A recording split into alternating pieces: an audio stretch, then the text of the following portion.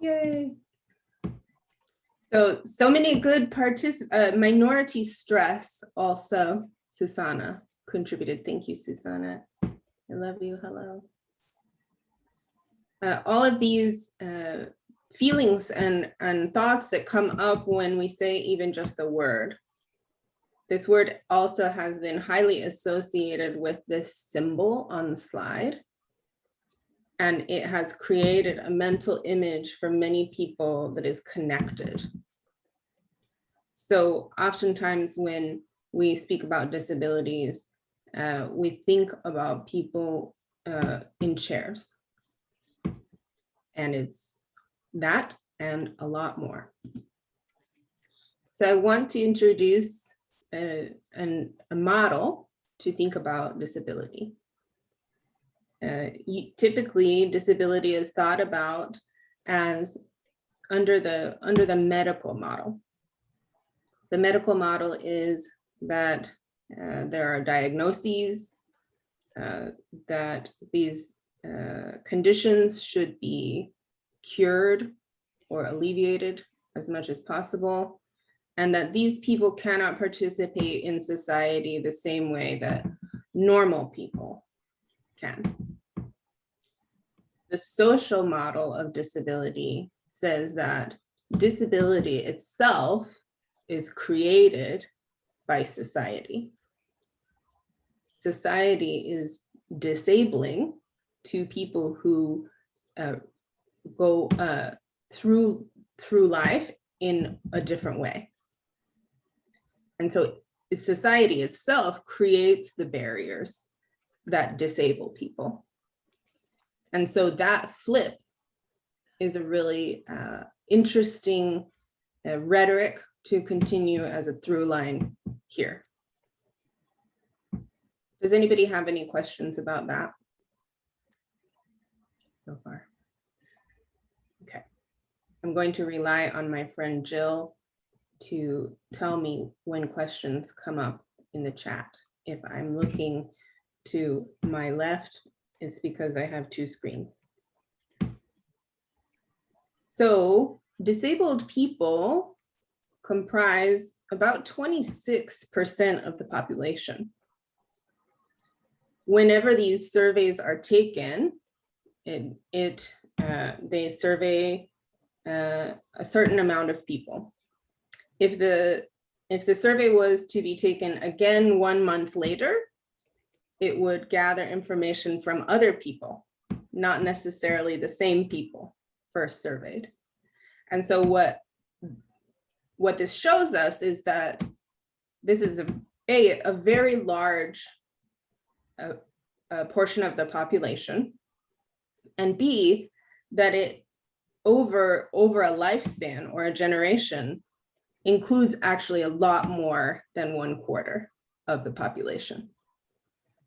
So there's also so much stigma about self-reporting having a disability that I would like us to think that this is probably underestimated in terms of the percentage for people who are not reporting or who may not know that they have a disability. So at this point, I would like Dax to give us a survey. Of course, you do not have to participate. It is optional. Do you have a disability? Yes, no, or I'm not sure. We'll give us a few moments.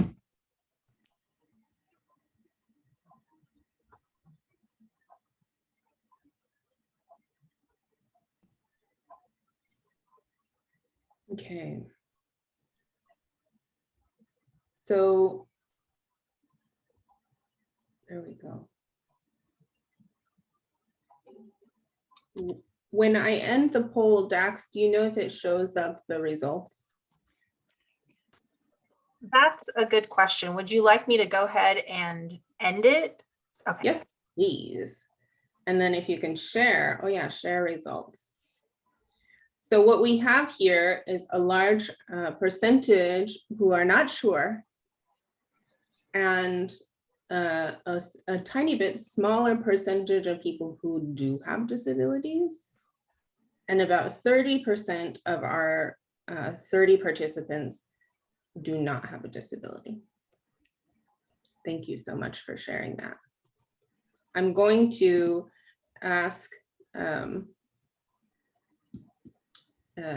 that we fill this survey again at the end, and we'll see if you change your mind. So this percent of the population also is protected by some legal protections in the United States. So sometimes, and someone brought this up in the chat, the ADA, which is the Americans with Disabilities Act, has defined people with disabilities as what's called a protected class of citizens. This means that hypothetically, or in theory, these people cannot be discriminated against. For those with disabilities, including myself, know that that's not always true. But many institutions use the legal definition of disability to protect themselves. So for example, only accommodating people to the extent of the law, as opposed to making an individual's life experience easier. So in the bottom paragraph, I want to highlight the definition of disability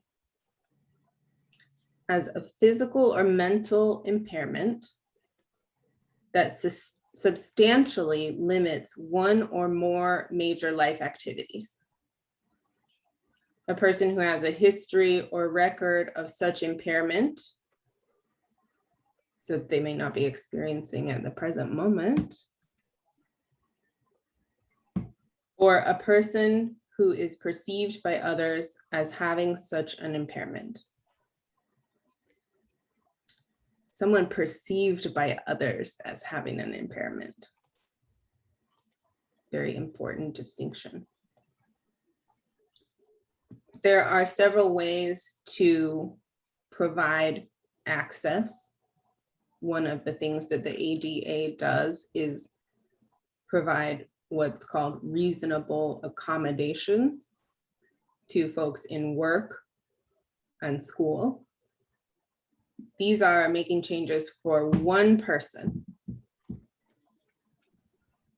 Accessible design, or accessibility in general, is designing spaces to be accessible to multiple people with disabilities. And the highest echelon of access is called universal design, which I intend to speak about in another talk.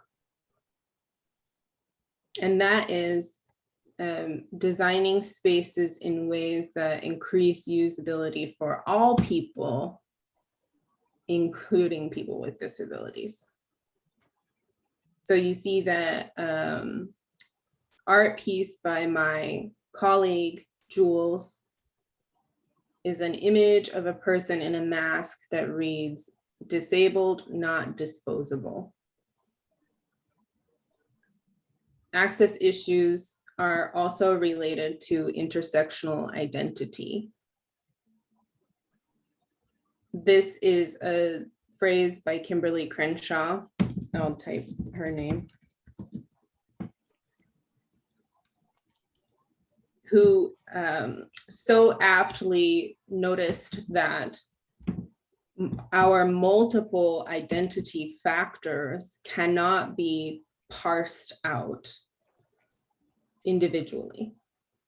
Oftentimes people think of intersectionality as the oppression Olympics. If a disabled woman who is queer and a person of color has a worse time, that's not intersectionality.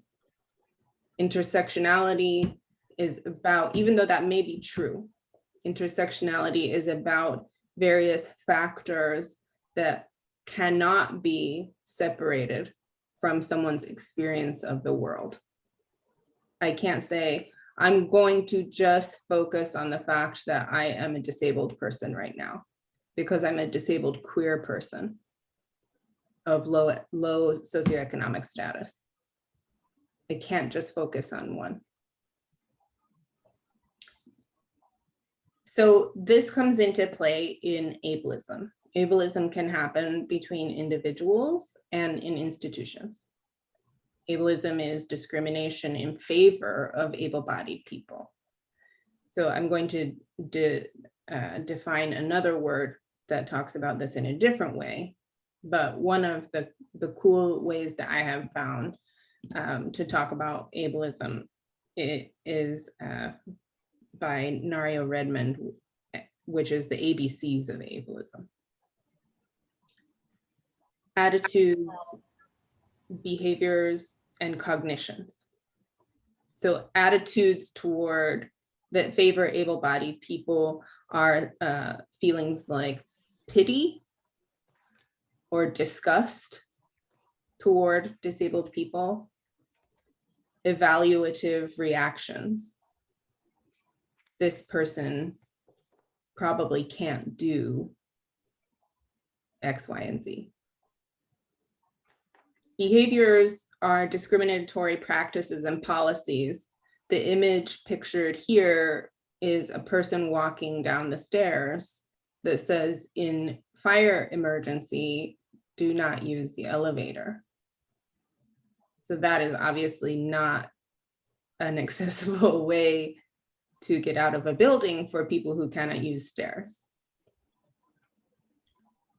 Cognitions are ideologies or stereotypical beliefs that affect how we relate to people with disabilities, such as an autistic person could never make a good counselor.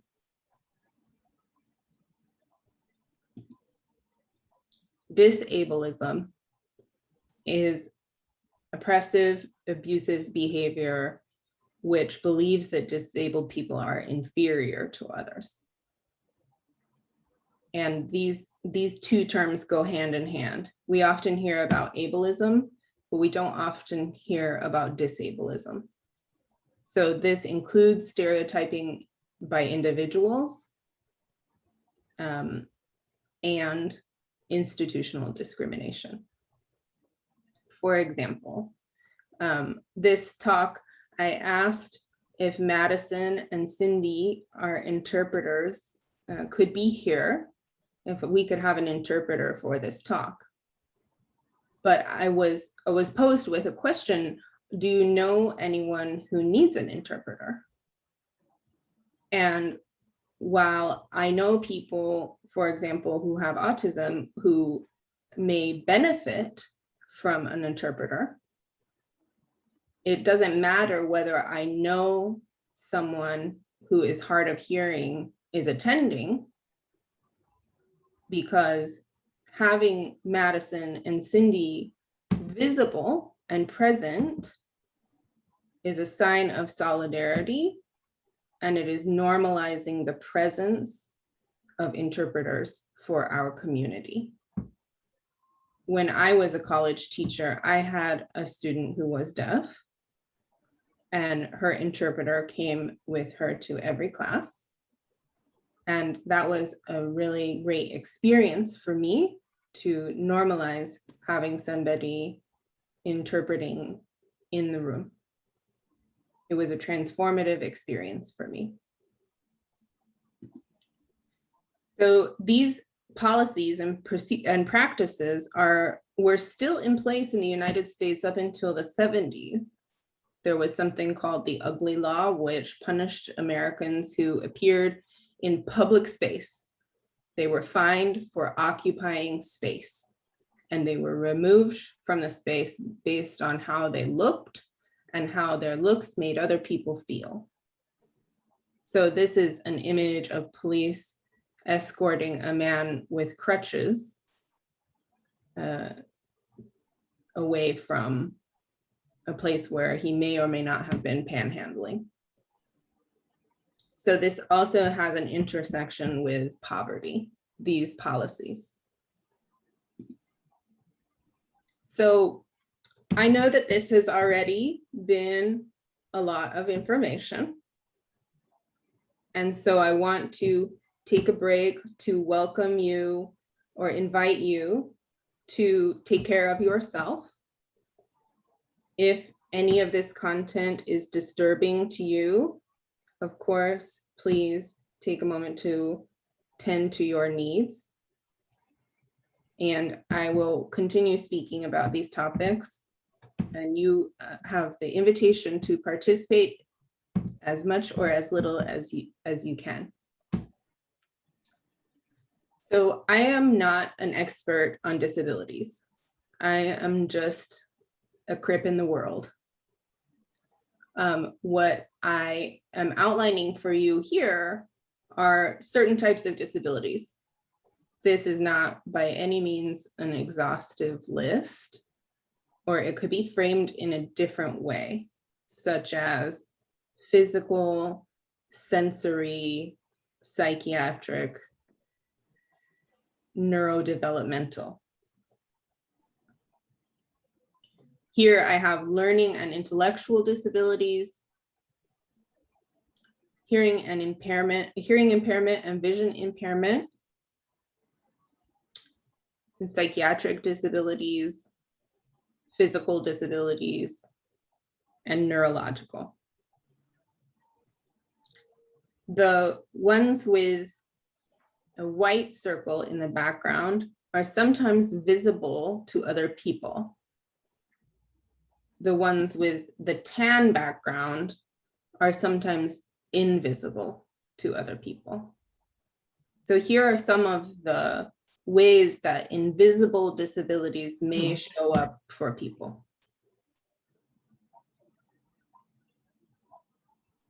Learning disabilities include dyslexia, ADHD, specific reading related disabilities,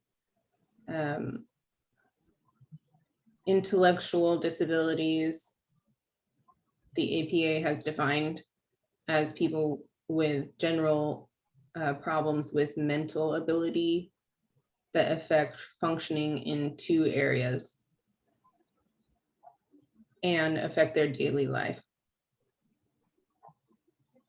Psychiatric disabilities can include bipolar disorder, depression, schizophrenia, eating disorder, personality disorder, and on and on.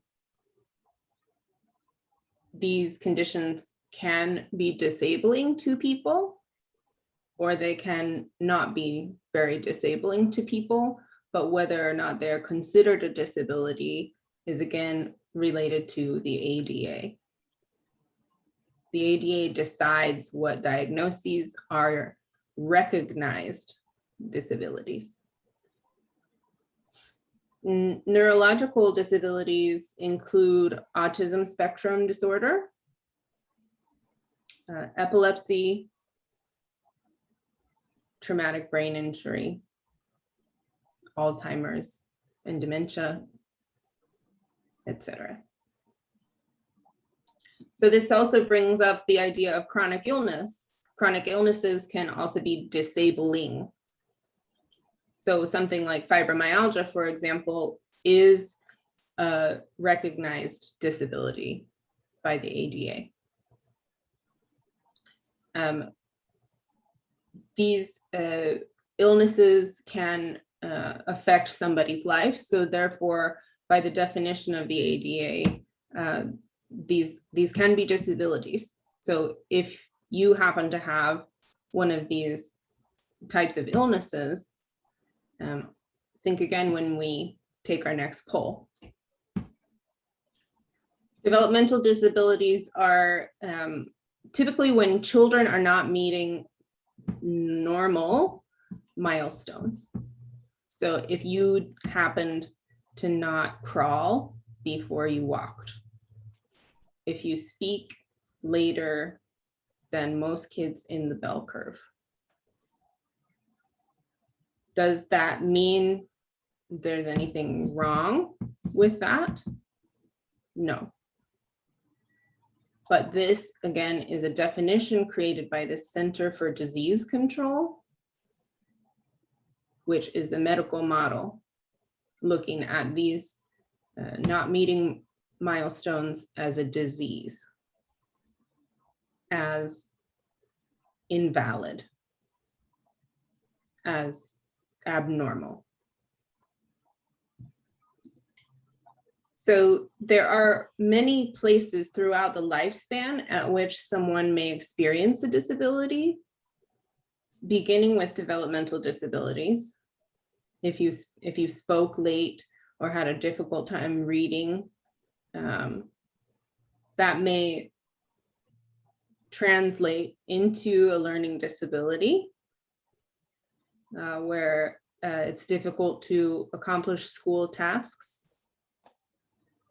That may turn into a psychological disability because of the trauma people experience in academia and even in grade school, being put in special learning groups. Physical disabilities, including pregnancy. So anyone in this room who has ever been pregnant, you have experienced a disability. Whether or not you agree with that definition, that's how maternity leave is generated, by assigning you as having a temporary disability. So that really awesome experience that you had gets the dirty word placed on it. And potentially moving into age-related disabilities, which most people will experience, including anyone in this room who is wearing glasses. If you wear glasses, or if you take medication like antidepressants or have a chronic illness, again, I would like for you to reconsider whether or not you have a disability. So Dax, I would love for you to rerun the poll. And let's talk about the effect of disability on our self-conception. This is called internalized oppression, especially where many people say, I don't have a disability, even though they may fit into some of these categories, because like I said, it's a very stigmatizing experience. So now as results are coming in, this is remarkable. I can't wait to share it with you. We have a few more people who haven't reported, so hang on.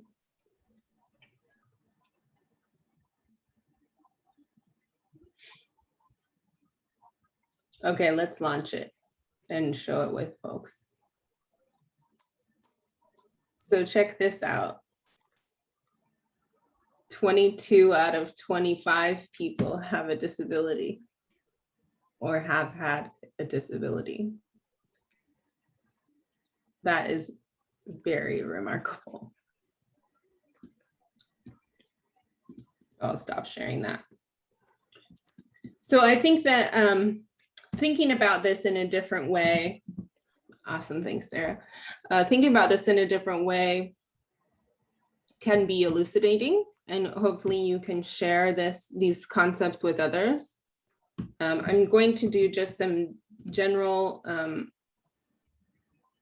information about disabilities that's not really organized in a specific order, but one of them is person first or person-centered language. So person first language, let me zoom this in for myself. Here's a conversation. One person says, I'm autistic and blind. And the other person says, no, you're a person with autism spectrum disorder and blindness. No, I'm autistic and blind. That's incorrect language, the other person says. So this is about how people with disabilities want to talk about themselves. Every disabled person is different. The saying goes, you've met one disabled person, you've met one disabled person. So person-centered language sounds like this. What language do you use to describe yourself? I'm autistic and blind. Cool. Should I use that language to describe you too?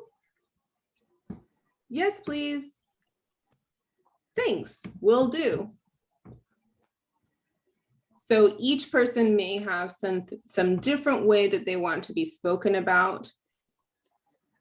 And it always helps to ask that person.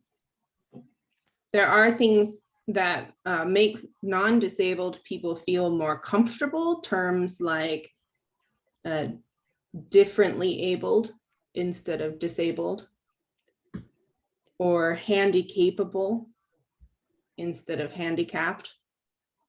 These terms are not good because they are meant to not use the dirty word. Disability is not a dirty word, but it is treated like a dirty word. So just use the word disabled. But when you are talking about an entire community, you can say the disability community, but you don't necessarily say a disabled person. So that's putting disability first when you're talking about an entire community, and disability second, person first. The best way to remember person first is ask the person first. And let's see here. I want to introduce a concept called filicide to you. If you don't know what this word means, it is a word that means a family member kills another family member. And filicide happens in the disability community quite a lot. This website here will show you the pictures and biographies of the people who have been murdered by their family for having a disability. So this is something that happens a lot. And unfortunately, the media portrays the perpetrator. Thank you, Jules. Unfortunately, the media portrays the perpetrator as the victim, that it was such a burden for them to care for a disabled person that they had to do it. This, Jules is saying, happens once a week around the world. And again, I bet that is underreported because there are a lot of people in the world.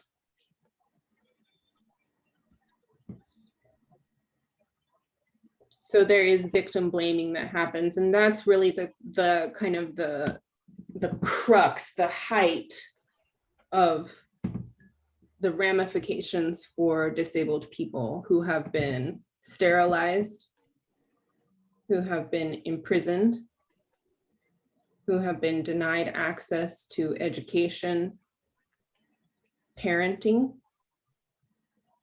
There's 35 states in the United States of America where disability is the grounds for termination of parental rights. 35 out of 50.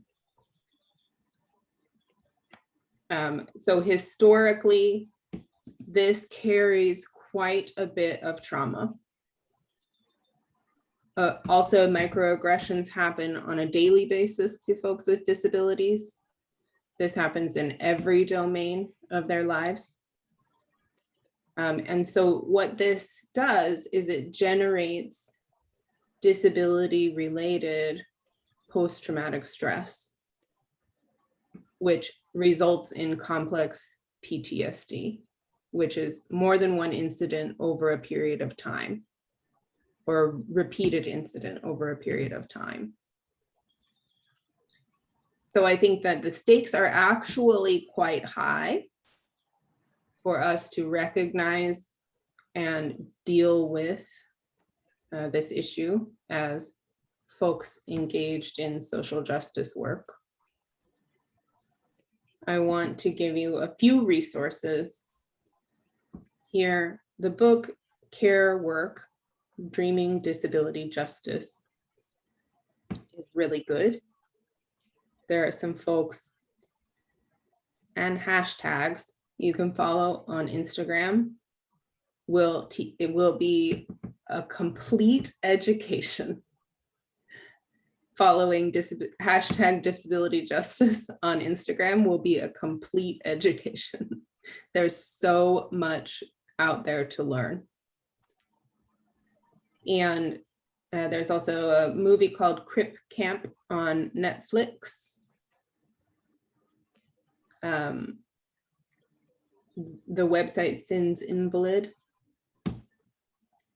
And two Antioch related resources I would like to give you. One is a nationwide group called AUDJA, which is the acronym AUDJA, which stands for Antioch University Disability Justice Alliance. And the Awake Project by Professor Dana Waters in the doctoral program, which is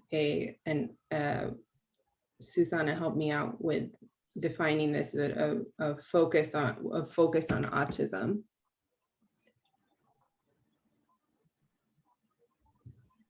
So now I'm going to end my slideshow, and I would like to have a conversation. Anything that may have come up for you or questions that you may have. I may not be able to answer your question, but there are many people in this audience with tremendous experience.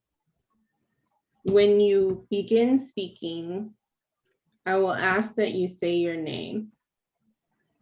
This is Jess, and then say your name.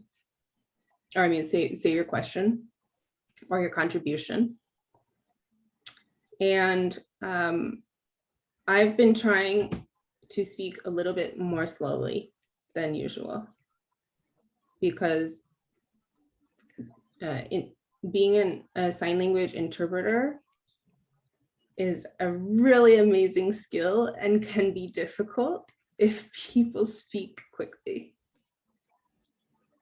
There's also, I should have said this in the beginning, there is our closed caption on this presentation. If you see below, it says live transcript. You can also push that if you like being able to read things as people are speaking.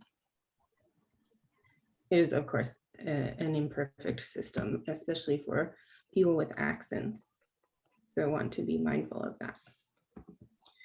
So thank you so much for allowing me to engage in this conversation, and I'm opening up the floor to see what this community has to offer.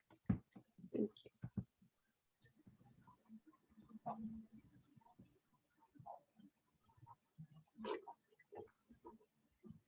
Thank you, Jess. I think this was a really beautiful contribution to our awareness, and you put together some interesting topics that I think are conversation starters. And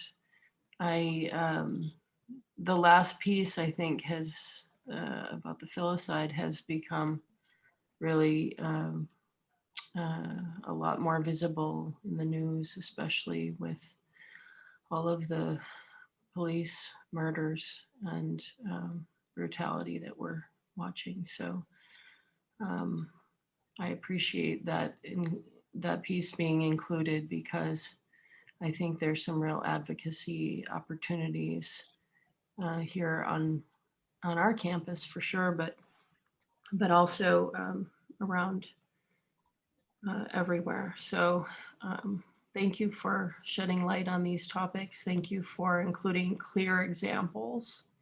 And thank you for modeling the kind of behavior that I think is challenging. I have to learn to slow down my speaking as well. And I have to try to remember more of these pieces that can really help students. I especially liked the piece where you were suggesting, we have to remember people, whether we know they're showing up or not. We have to hold space for everyone. And I think that is just a beautiful message. So thank you. Thank you.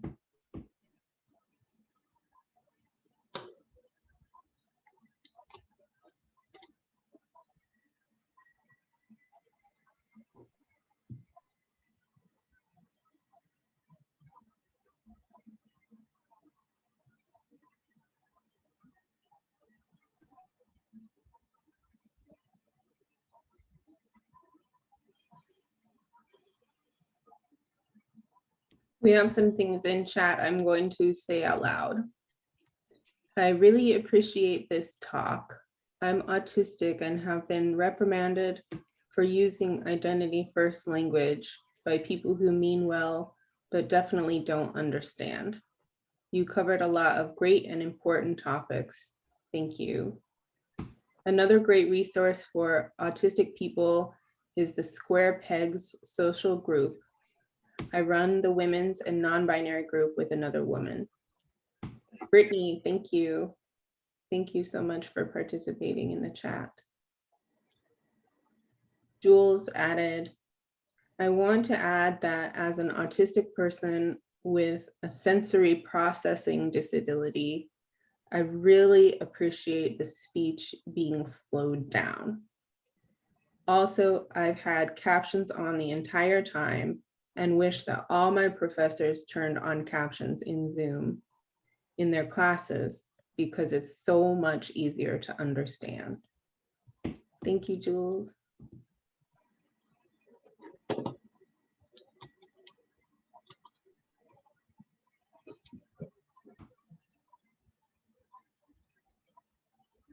We've got some agreements about that. What were you going to say, Jill?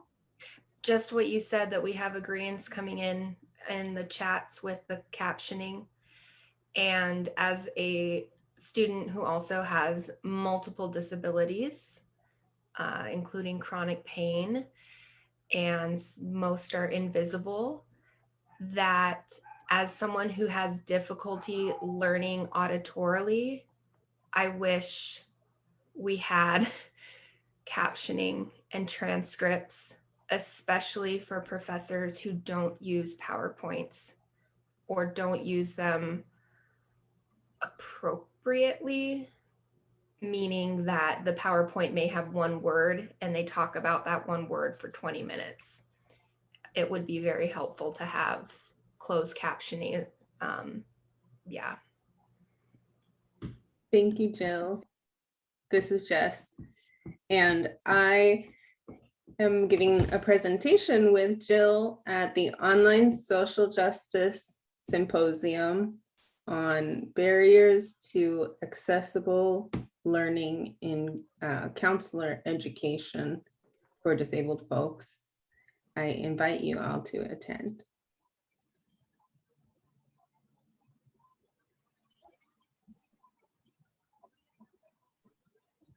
Does anybody else have any questions?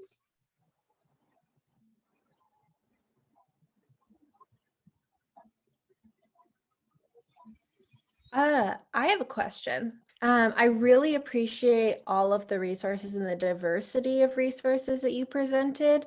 As someone who has maybe have family members or people in my life that I know are at the beginning stages of learning this knowledge or maybe resistant, are there ones that you recommend pointing to first that are maybe the most accessible resources that could help achieve more of an understanding, even if it's like 10%? Like, I guess for your first shot resources, if you're encountering someone that clearly needs help learning some of these things. Thank you, Lauren. I'm not sure. Like I said, I'm not an expert, but I bet that people in this room have some really awesome suggestions. The problem that you're speaking about is real.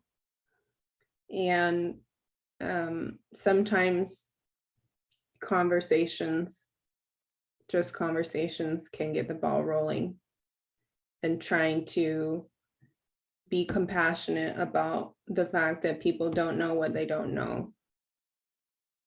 And you will find out very quickly if the person you are speaking to is amenable to the conversation. And I would recommend, if you are a disabled person, to really take care of yourself if you see that they are not. Susanna.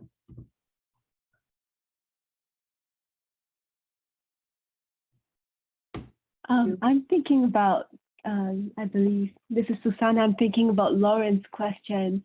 And, you know, it's such a big question and such a good question. And as a disabled person myself, I've been playing with also things like how to communicate such things to people. One of the things that comes to my mind is to refer them to content and resources from people with disabilities. And because oftentimes when something doesn't come from people with disabilities, then what you're reading is sometimes informative but mixed in with ableism at the same time. And if the person you're talking to happens to be a disabled person themselves, then, and perhaps navigating a lot of internalized ableism, then sometimes referring them to resources from that particular disability community can be very helpful. You know, such as if they're an autistic person, referring them to the autistic community rather than a resource from the CDC talking about being autistic. Another thing I thought about was the concept of universal design, which Jess, you mentioned, because so often there is this stereotype and this assumption that making things more accessible for disabled people is at the same time inconveniencing everyone who's able-bodied. There's actually not that dichotomy, especially when we think in terms of universal design. For example, if there is a ramp built to a campus, then not only can wheelchair users use it, somebody pushing a baby carriage can use it. People who are walking can also walk on the ramp. So it is this way of approaching things that actually benefits everyone. Thank you so much for bringing both of those points up. That's awesome, Susanna. Thank you.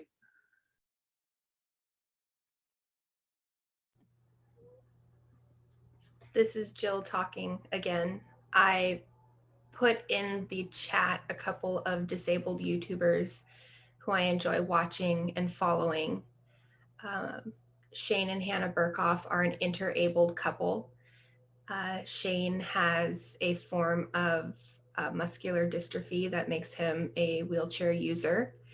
And him and his wife, Hannah, speak about, and Hannah's able-bodied and his caretaker, they speak about a lot of different topics, including just some good disability overview in general. Jessica Kelgren Fozard is based in Brighton, UK. She proudly identifies as a disabled lesbian, and she is married to Claudia, who is able-bodied and everything, but Jessica has multiple disabilities. She's also deaf, and she does great series about disability throughout history, a lot of times focusing on women or even closeted lesbians throughout history. And I just enjoy watching her. And the third one, who I recently discovered, but is actually a long time one of the original YouTubers, is Molly Burke, who is blind. And she does a lot of great work as well. So for those who are more into watching or listening to disability media, because sometimes reading isn't your jam, then I definitely recommend them. And they're it can make hard topics easier to digest too, because they add humor, and it's about they take it from a this is my experience as a person with XYZ.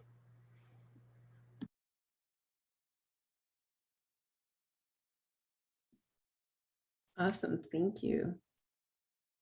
Lily said in the chat, there are so many talented, generous content creators with disabilities out there that benefit from your support of viewing their content.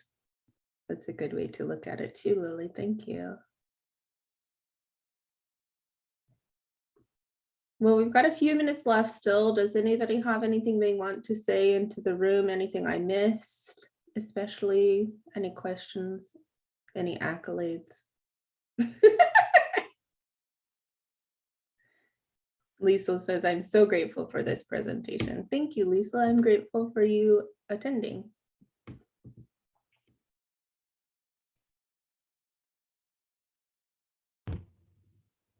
Hi, it's Love, and I'm sorry I'm in my loud truck right now, but I just want to extend a huge thank you to you for doing this dialogue and say thank you for bringing light to this subject. Thanks, love. You're welcome.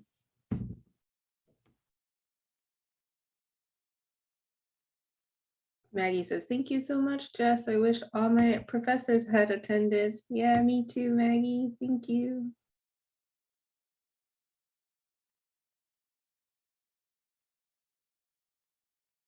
So this meeting is being recorded. So we will have a file for other people who could not attend to view. If you are interested in having a copy of my slides, not for dissemination, but for personal research, I'm going to type my email into the chat. It's JMINCKLEY@antioch.edu.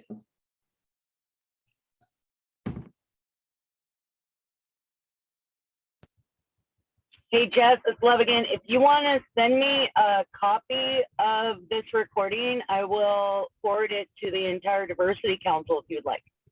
That would be great. Thank you, love. No problem. Okay, everybody, I think I'll end early. Everybody loves it when a presentation ends early.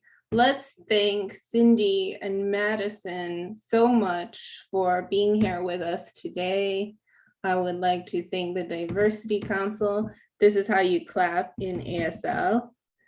And I would like to thank Jane Harmon Jacobs for her support, Dax Beverly for their support from CSI, Danielle Hammond, you have been a constant light in my life. Thank you so much for your presence. All of my friends who attended and people from Aja, including Susanna and Kate. So I appreciate you, and let's work towards making a more inclusive community. Thank you. Bye-bye.